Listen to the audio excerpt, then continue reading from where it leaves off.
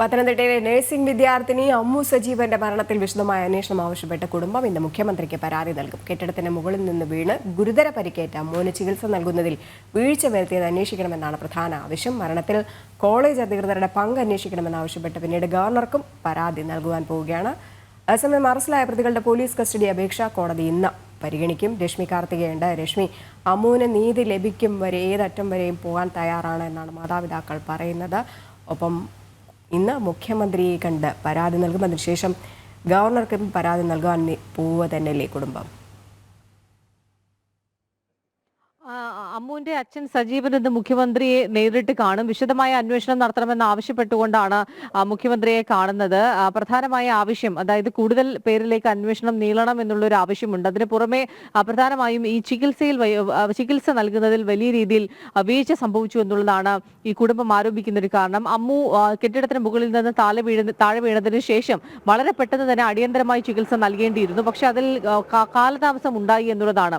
പ്രാഥമിക ചികിത്സ നൽകുന്ന സ്ഥലത്തും വലിയ രീതിയിൽ വീഴ്ച സംഭവിച്ചു. അതിനുശേഷം അമ്മുവിനെ കൊണ്ടുപോകാൻ കോട്ടയം മെഡിക്കൽ കോളേജ് വളരെ കുറച്ചെങ്കിലും അടുത്തായിരുന്നു. അപ്പോൾ അവിടേക്ക് വളരെ പെട്ടെന്ന് എത്തിക്കാമായിരുന്നു. കോട്ടയം മെഡിക്കൽ കോളേജിൽ കൊണ്ടുപോകാതെ ഇത്രത്തോളം ദൂരമുള്ള തിരുവനന്തപുരം മെഡിക്കൽ കോളേജിലേക്ക് എന്തിനാണ് കൊണ്ടുവന്നത്, അല്ലെങ്കിൽ ആരുടെ നിർദ്ദേശപ്രകാരമാണ് കൊണ്ടുവന്നത് എന്നുള്ളതാണ് ഉയരുന്ന ഒരു സംശയം. ആംബുലൻസിൽ പോലും ആവശ്യമായിട്ടുള്ള സൗകര്യങ്ങളില്ല. അമ്മുവിനെ ട്രീറ്റ് ചെയ്ത രീതി, കൃത്യമായി ചികിത്സ നൽകാതെ ചികിത്സ മനഃപൂർവ്വം വൈകിപ്പിക്കുന്നു.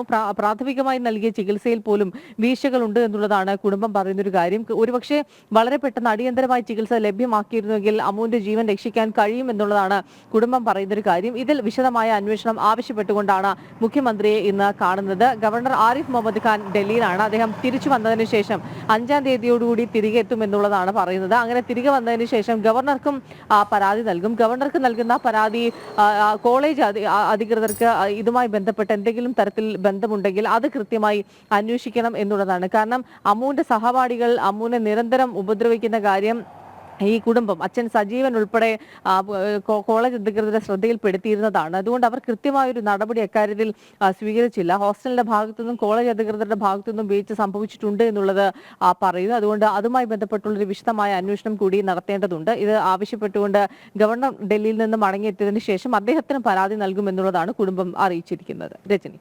ശരി രശ്മി.